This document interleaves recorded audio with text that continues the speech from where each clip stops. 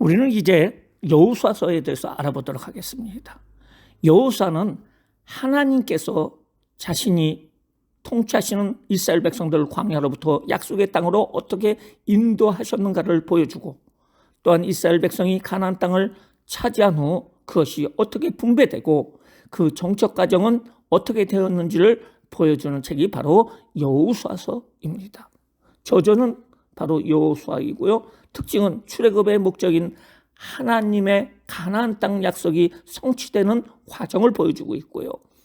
기적적인 도우심을 통한 전쟁에서의 승리로 인해서 약속에 대한 하나님의 신실성이 입증이 되고 있고요. 약속의 땅에서의 안식과 축복을 위해 능력과 은혜의 하나님 여호와만을 섬기라고 공고하고 있습니다. 내용을 한번 보도록 하겠습니다. 1장서부터 12장까지는 가나안 정복의 과정에 대해서 얘기를 하고 있고요. 13장서부터 22장까지는 땅의 분배에 대해서 얘기를 하고 있고요. 그리고 23장, 24장은 여호수아의 마지막 활동에 대해서 말해주고 있습니다. 첫 번째로 나오는 가나안 정복은 1장서부터 5장까지 가나안 정복의 준비 과정을 말해주고 있는데요. 모세의 후계자로 여호수아가 임명이 되고 가나안 진입을 준비를 하는데 요단강을 도하를 하고 이스라엘의 영적인 준비와 하나님의 군대 장관이 나타나는 모습을 볼 수가 있고요. 가나안 정복의 모습은 6장서부터 12장까지 나오는데요. 가나안 그 중부 지역을 여리고와 그 아이 지역을 정복하고, 또한 가나안 남부 지역을 정복, 그리고 가나안 북부 지역을 정복하고 정복 사업을 요약하고 있습니다. 땅의 분배에 대해서 말해주고 있는 내용은 첫 번째로 요단 동편 지역의 정착에 대해서 13장에 이야기를 하고 있고요. 가나안 정착에 대해서 14장서부터 19장까지 말해주고 있는데요. 길갈에서 첫 번째 분배, 그리고 실로에서 두 번째 분배가 나오고 있습니다. 그리고 그 다음에 나오는 20장에서는 바로 도피성에 대해서 이 얘기를 해주고 있어요. 21장에서는 레위지파 성읍과 이스라엘 정착의 완료가 되고요. 그 다음에 22장에서는 요단 동편의 지파들이 귀환하는 모습을 볼 수가 있습니다. 여호수아는 마지막 활동에서, 세 번째 마지막 활동에서 여호수아는 고별 설교를 하고 세금에서 언약을 다시 한번 체결하는 모습을 볼 수가 있습니다. 큰 첫 번째로 가나안 정복입니다. 첫 번째 가나안 정복 준비가 1장서부터 5장까지 나오고 있는데요. 모세의 후계자 여호수아에 대해서 나오고 있습니다. 모세가 죽은 후에 여호수아가 이스라엘 새로운 지도자로 세움을 받아 가나안 땅을 정복하라는 명령을 받게 됩니다. 하나님께서는 여호수아에게 동반할 것을 약속해 주십니다. 같이 할 것을 약속해 주시고요. 그 담대함과 율법 즉 하나님 말씀을 묵상하고 그것에 순종하는 것이 바로 미래의 성공의 열쇠임을 말씀해 주고 있습니다. 1장 10절서부터 18절까지는 가나안 진입의 준비를 하는데요. 여호수아는 이스라엘 백성들에게 양식의 준비를 포함하여 요단 서편 지역으로 진입을 준비시키고요. 가나안 정복은 요단강 동편 지파를 포함한 전체 이스라엘 12지파의 전체적인 연합작전에 의해서 이루어지고 있음을 볼 수가 있습니다. 2장서부터 4장까지는 요단강 도하에 대해서 얘기를 하고 있어요. 여호수아는 여리고를 정복하기 위해서 시팀에서 2명의 정탐꾼을 여리고 파송하게 됩니다. 그리고 여리고의 기생 라합의 믿음의 행위와 지혜로서 무사히 정찰 임무를 마치는 모습을 볼 수가 있어요. 이스라엘 백성들은 하나님의 임재를 상징하는 언약궤를 앞세우고 요단강을 기적을 통해서 건너고 요단강에 취한 12개의 돌을 기념비로 삼게 됩니다. 그리고 5장 2절서부터 12절까지는 이스라엘의 영적인 준비입니다. 이스라엘 사람들은 약속의 땅을 차지하기 전에 하나님의 신실한 언약과 구속의 은혜를 상기시키는 할례와 그리고 유월절을 거행하게 됩니다. 5장 13절서부터 나오는 것은 하나님의 군대 장관이 나타나서 친히 쌓아주신다는 것을 보여주고 있습니다. 두 번째, 가나안 정복에 대해서 6장서부터 12장까지 나오는데요. 그 첫 번째가 6장서부터 8장까지 가나안 중부 정복입니다. 그 정복은 바로 여리고 성 정복인데요. 제사장들이 복궤를 메고 나팔을 불면서 앞장서고 백성들은 그 뒤를 따라서 6일간 매일 한 번씩 여리고성을 주위를 돌고요. 7일째는 7번 돈 후에 나팔 소리에 맞춰서 백성들이 일제히 함성을 지르자 여리고성이 무너지고 그 성과 주민들은 그 안에 있는 모든 것을 파괴하게 됩니다. 여리고성에서 오직 라합과 그 가족만이 라합의 믿음을 통해서 살아남게 되고 이스라엘 민족에 포함이 되며 예수님의 족보에 들어가게 됩니다. 두 번째 싸움이 바로 아이성과의 싸움인데요. 아이성이 1차 공격에서 하나님께서 온전히 바친 물건을 도둑질한 아간의 죄 때문에 백성들의 교만 플러스가 되고 이로 인해서 이스라엘이 처음으로 군사적인 실패를 경험하게 됩니다. 그 이후에 아간의 죄가 밝혀지고 죄의 문제가 해결된 후에 하나님께서는 2차 공격을 통해서 이스라엘 백성들이 아이성을 다 정복하는 모습이 되게 됩니다. 요단 건너편 단을 쌓으라는 하나님의 지시에 따라서 이스라엘 백성은 에발산과 그리순산에서 축복과 저주를 동반하는 언약갱신 의식을 거행하게 됩니다. 그 다음에 나오는 것은 9장서부터 10장까지 나오는 가나안 남부 정복입니다.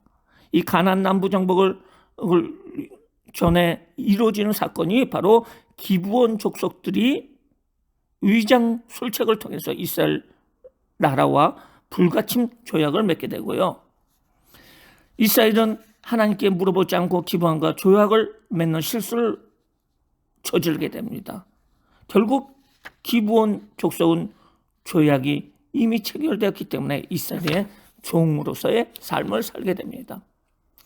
기브온의 항복에 대해서 격분한 가나안 남부 다섯 왕의 동맹체들이 먼저 기브온을 공격하게 됩니다.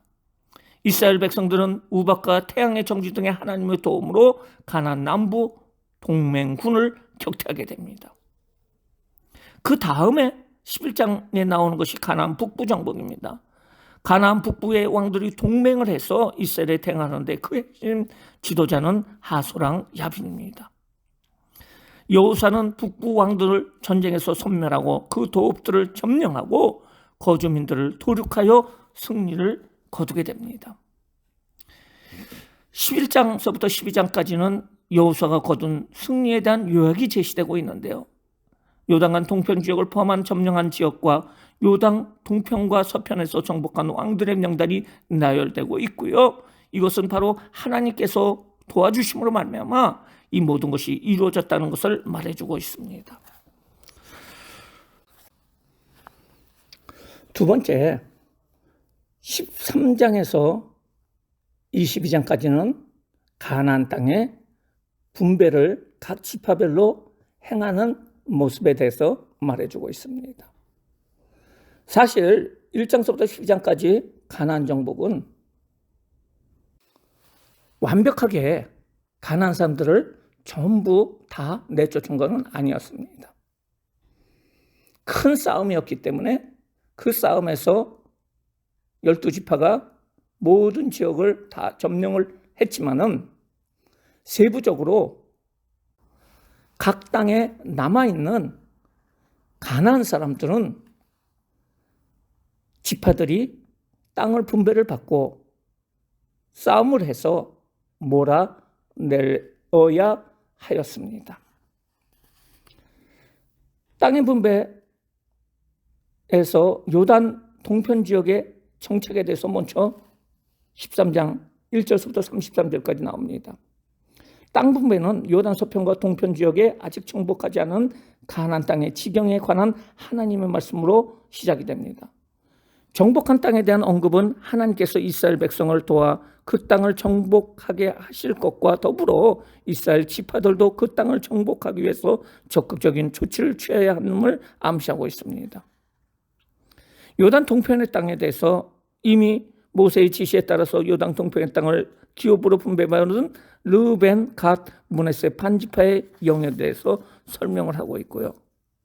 그들에게 하나님께서 기업을 주신다는 것입니다. 14장서부터 19장까지는 요단 서편 지역에 대한 정책에 대해서 말해주고 있는데요. 14장서부터 17장까지 먼저 길갈에서 이루어진 첫 번째 땅 분배에 대해서 말해주고 있습니다. 요단 서평 땅을 분배함에 있어서 하나님의 뜻대로 땅을 분배하시는 믿음에 입각한 행위로 채택된 방식은 바로 제비뽑기였습니다. 갈렙을 포함한 유다 지파의 기업이 분배가 되고요. 에브람 지파와 므낫세 지파의 기업 분배가 이루어집니다. 그리고 나서 실로에서 이루어진 두 번째 땅 분배는 여호사는 길갈에서 떠나온 이스라엘 그 백성들을 실로로 모아가지고선 그곳에서 회막을 설치를 합니다. 다시 말해서 그 광야에서 나왔을 적에 그 회막이 실로에 정착이 된다는 거죠. 땅 분배는 여기에서 하나님이 임재하시는 예배 행위로 나타나게 되는데요. 이곳에서 여호사는 남은 7지파의 기업을 분배하게 됩니다. 그리고 나서 20장서부터 20장에는 도피성에 대해서 얘기를 하고 있어요. 부지 중에 살인한 자의 피해 복수를 면하고 충분한 변호의 기회를 얻기 위해서 6개의 도피성이 지정이 됩니다. 그리고 21장에는 레위지파 성읍들과 이스라엘 정착의 완료입니다. 사실은 레위지파는 12지파에 들어가지 않았어요. 그리고 그들은 각 지파로 나눠져 가지고 바로 영적인 종교적인 그 제사 드리는 일에 그들은 참여를 했다는 겁니다. 레위 지파는 땅 분배를 받지 못하고 그들이 거주할 수 있는 성읍을 분배를 받게 되는데요. 제사장과 레위인을 위해서 전체 48개의 성읍들이 할당이 되었어요. 각 지파별로 할당이 됐는데요. 모두 합해서 48개입니다. 그리고 21장 43절부터 45절까지 보면 하나님께서는 이스라엘로 하여금 모든 택지를 이기하시고 약속하신 그 땅에 정착하게 하심으로 약속하신 그 말씀을 지키셨습니다. 이로써 이스라엘 백성들은 안식을 누릴 수 있게 되었어요. 22장서부터 나오는 것은 요단 지파의 귀환입니다. 요단 동편 지파들에게 그 여호사는 훈계를 하게 되고요. 그들에게 돌려보내게 됩니다. 그런데 돌아가던 요단 동포 지파들은 자신들이 여호와께 예배할 자격이 있는 이스라엘의 일부임을 증거를 단을 요단 언덕에서 쌓게 되는데요. 그것에 대해서 다른 지파들이 다른 신에게 제사를 드린 것으로 오해를 하게 되는데, 그래서 동족 간의 싸움이 일어날 뻔했는데 제사장 비느하스의 조사 결과 그것이 오해였다라는 것이 밝혀지게 됩니다. 23장 24장은 바로 여호사의 마지막 활동에 대해서 얘기를 하고 있어요. 여호사는 고별연설을 얘기를 합니다. 자신의 죽음이 가까움을 안 여호사는 집회를 열어서 이스라엘 지도자들에게 하나님께 충성할 것을 권면합니다. 이스라엘이 하나님께 충성할 때 하나님은 이스라엘을 위해서 싸우시고 이스라엘의 적을 쫓아내시며 하나님을 배반할 때 심판과 저주가 뒤따른다는 것을 경고하게 됩니다. 그리고 나서 마지막으로 24장에 세겜이라는 곳에서 언약을 체결하게 되는데요. 여호사는 세겜에서 이스라엘 백성들이 지나간 모든 역사 속에서 하나님께서 보여주신 선택과 구원의 섭리를 회상하면서 오직 하나님만을 섬길 것을 권면하고, 여호사는 이스라엘 백성들이 하나님께 충성과 헌신을 다하는 언약을 맺도록 하고 돌판에 기록하여 큰 돌로 기념비를 삼게 됩니다. 여호사는 110세로 그 생애를 마치고 자신의 유업으로 받은 땅에서 안식을 누리게 됩니다. 이스라엘 자손들은 애굽에서 이끌어낸 요셉의 뼈를 세겜에서 장사하게 되고요. 그 무덤은 하나님께서 이스라엘 선조들에게 땅에 주시겠다고 약속한 바가 모든 것이 성취된다는 표시고 모든 출애굽의 여정이 마무리된다는 것입니다. 여호수아를 통해서 적용과 실천입니다. 라합의 믿음의 행동은 가족을 죽음에서 면하게 하였습니다. 자신의 가족을 위해서 기도하고 믿음의 행동을 우리는 보이고 있을까요? 한번 생각해 보시기 바랍니다. 여호수아는 하나님께 묻지 않고 기브온 족속과 동맹을 맺는 실수를 범합니다.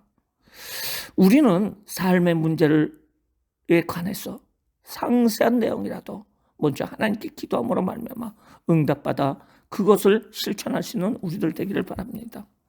여호수아는 이스라엘 백성들에게 위대한 지도자로 또한 하나님의 종으로 순종하는 인물로 나타나고 있습니다. 우리는 하나님의 백성으로서 일생을 여호수아처럼 순종과 헌신의 삶을 통해서 하나님의 계획을 이루어가는 일꾼이 되기를 주님의 이름으로 축원합니다. 이상으로 여호수아서를 마치겠습니다.